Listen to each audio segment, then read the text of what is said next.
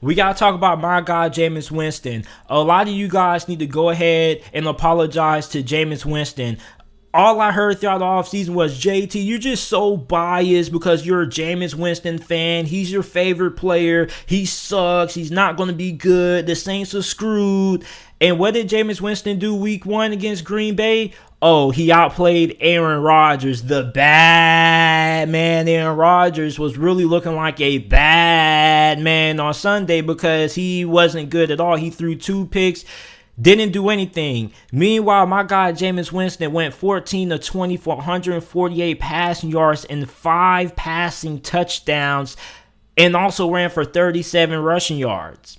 And I told everybody, I said, listen, Sean Payton is going to get the most out of Jameis Winston. Jameis Winston, his first couple of head coaches, you had Lovie Smith, okay? Then after that, you have Dirk Cutter and you have Bruce Arians, 2 of some of the most aggressive play callers in the NFL. Jameis Winston essentially never developed under Bruce Arians and Dirk Cutter or Lovie Smith because essentially 2 out of 3 of those coaches pretty much were just pushing Jameis Winston to be aggressive. They never really helped Jameis Winston, lower his turnover numbers because they just wanted to throw the football downfield so many times. So he goes to Sean Payton. Sean Payton is a guy who's all about taking what the defense gives you. Sean Payton isn't a guy who builds his offense predicated on big plays and throwing the football vertically. He's somebody who wants to have a methodical offense, an offense that's efficient. It may not be pretty. It may not be a lot of big downfield plays, but it gets the job done. And Jameis Winston having that LASIK surgery and sitting behind Drew Brees for the whole entire 2020 NFL season, that benefited him. And I don't feel like this is just a one-off occasion. Like, listen, people, Jameis Winston is going to dominate this year. Don't be surprised when you see the Saints making it to the playoffs this year. And don't be surprised when Jameis Winston ends up being a Pro Bowler. I tried to tell you people. I tried to. But you guys are just so stuck on the media narrative. Jameis Winston with New Orleans right now is in the best situation that he's ever had in his NFL career. He actually has a good offensive line, which Tampa Bay didn't really give him until Tom Brady came in. Then they wanted to address the offensive line. He has Alvin Kamara in the backfield. Like, this is a great situation that Jameis Winston is in right now with New Orleans. And I wasn't saying this to be biased. I tell you people this, man. Like, I'm not biased. I'm unbiased. I just felt like Jameis Winston was going to ball out with New Orleans, and I picked the Saints to beat Green Bay. I made a bet with a lot of people, and I came up on a lot of money. So for all you guys who think that this is just a one-off occasion, this is going to happen again. This will not be the first or last time that Jameis Winston continues to ball out. He's going to ball out for New Orleans for the whole entire year. And a lot of people forget that Drew Brees, when he went to New Orleans under Sean Payton, he was also somebody who's heavily turnover prone, who struggled with taking care of the football. And Sean Payton over the years was able to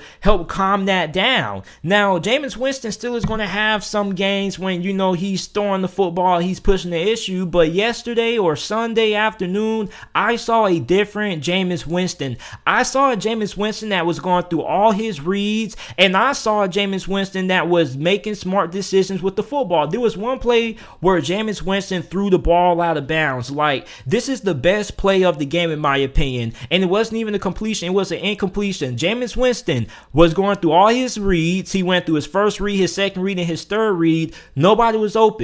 But he did have the opportunity to try to force the issue and make a play. And instead of trying to force the issue like what he would have done when he was playing for Tampa Bay back in 2019, he ended up throwing the football out of bounds. Like, you guys don't understand how proud I am of Jameis Winston. I really am proud of this man. Like, I just look at this man and I just smile. No homo for all you little kids in the comment section, but like, I'm just really proud of Jameis Winston because I've never seen a QB get so much scrutiny for what he does to prepare for NFL season. Everybody wanted to make him a meme. Everybody wanted to criticize his off-season workouts. Like, there's not a right or wrong way to preparing for the NFL season. And a lot of the drills that Jameis Winston was doing in the off-season, if you're a young quarterback, that's impossible. Pop Warner, middle school, high school, whatever level of football you play, you should be trying to replicate the drills that Jameis Winston did in the offseason, because those are drills that replicate in-game situations. A lot of people just do these basic drills when they're just going through the agility ladder, doing their step back and doing their drop backs and whatnot. That's not preparing you for a real in-game situation, because you're not going to be throwing from a clean pocket for the whole entire time. So Jameis Winston,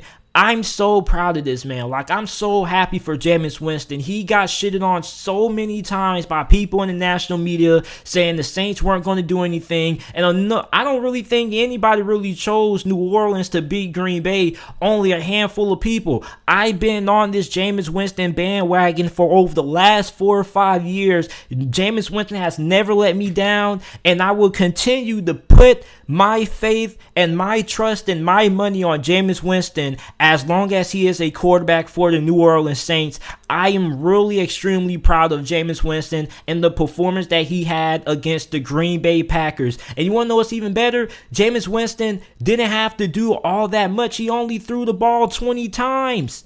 Back when he was playing with Tampa, he was throwing the ball, 30 times a game? He didn't have to be Superman. He didn't have to carry a team on his shoulder. And what's even more impressive is, guess what? He threw no interceptions.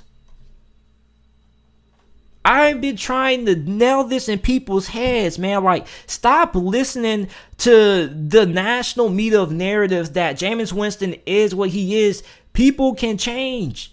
People can change. Just because you had a bad history in the past doesn't define your future. The only person who can control what happens in the future is you. Nobody else. Jameis Winston going to New Orleans and sitting down behind Drew Brees humbled him. He said that. That was a slice of humble pie. That was the best thing that ever happened to Jameis Winston. He had a chance to sit back and reflect. He had a whole year to do so. Sit back and reflect. Look at himself in the mirror. And just come and change. And he's an entirely different quarterback. Not only that, but he's an entirely different person. You see, I really cannot wait for the Saints to play the Tampa Bay Buccaneers, because Jameis Winston is going to light up Tampa Bay. And I really cannot wait for this, man. Like, you guys do not know how excited I am to see Jameis Winston play Tampa Bay this year. And I know we got a couple of ways to go. I know they're playing Carolina this week.